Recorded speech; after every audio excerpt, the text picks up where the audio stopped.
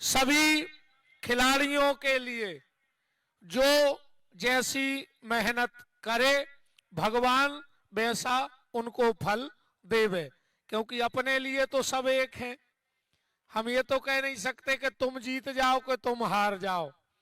जिसका जैसा प्रदर्शन होगा वैसा उसको बुंदेली बौछार के द्वारा श्रेय सम्मान प्राप्त होगा। बहुत बहुत धन्यवाद। बिल्कुल सचिन भैया, आध्यात्मिक और अगर क्रिकेट को मिला दो जाए तो एक बहुत अच्छो सार निकल है। कछु शब्द हैं, जिंदगी एक क्रिकेट है, जिंदगी एक क्रिकेट है, प्राण उसका विकेट है। जिंदगी एक क्रिकेट है, प्राण उसका विकेट है।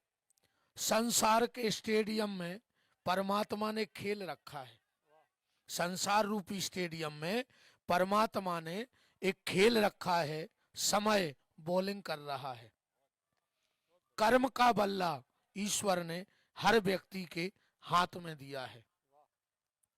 जो व्यक्ति रन आउट हो गया समझ लेना एक्सीडेंट में चला गया।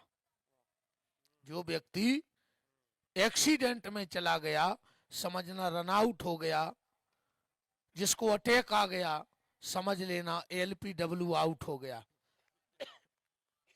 जो अटैक में चला गया वो एलपीडब्ल्यू आउट हो गया। जिसका कैच पकड़ा गया समझ लेना वो सरहद पर शहीद हो गया। भगवान ने उसको अपनी गोदी में ले लिया। यमराज एम्पायर है।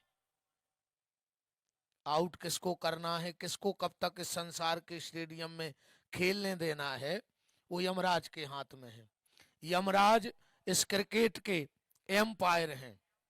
कुछ खिलाड़ी, अभी आप बता रहे थे कि कल किसी खिलाड़ी ने बहुत छक्के लगाए, 16 छक्का लगाए। कुछ खिलाड़ी इस संसार के स्टेडियम में बहुत कम समय को आते हैं। ऐसी धुआंधार बैटिंग करते हैं कि उनके कीर्तिमान कोई तोड़ नहीं पाता है। अगर आध्यात्मिक जगत में देखो तो आद्य गुरु भगवान शंकराचार्य मात्र 33 वर्ष इस दुनिया में आए और रहे, पर उन्होंने इतनी जगह सनातन धर्म की स्थापना की कि उनके रिकॉर्ड कोई नहीं तोड़ पाया।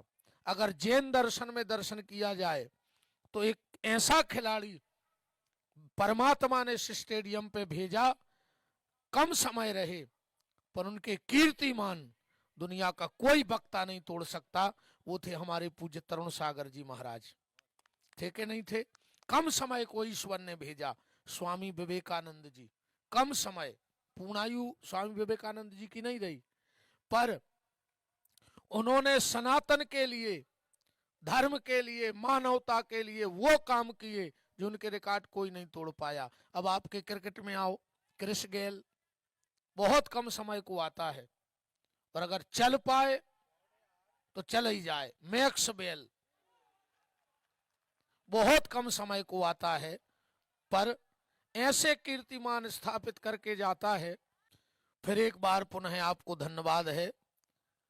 आप इसी तरह हमारी बुंदेली को, हमारी मातृभाषा को, हमारा घमंड स्वाभिमान, बुंदेली बोलना कोई शर्म वाली बात नहीं है।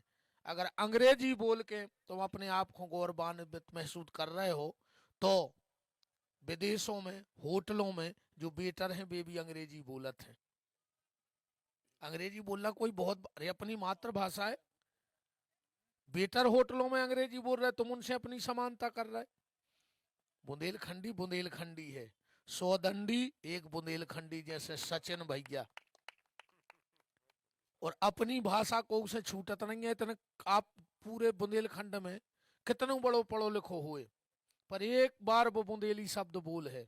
अपने सागर में एक आदमी आओ बहुत पहले, तो एक सागर को मिल गया बुंदेलखंडी।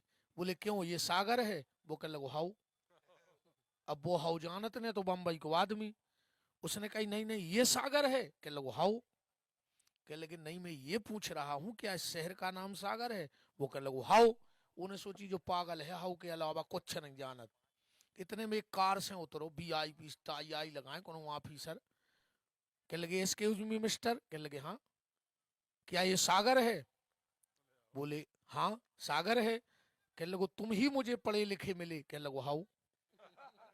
तो वह भाषा ने छूटत आए और न छूट है।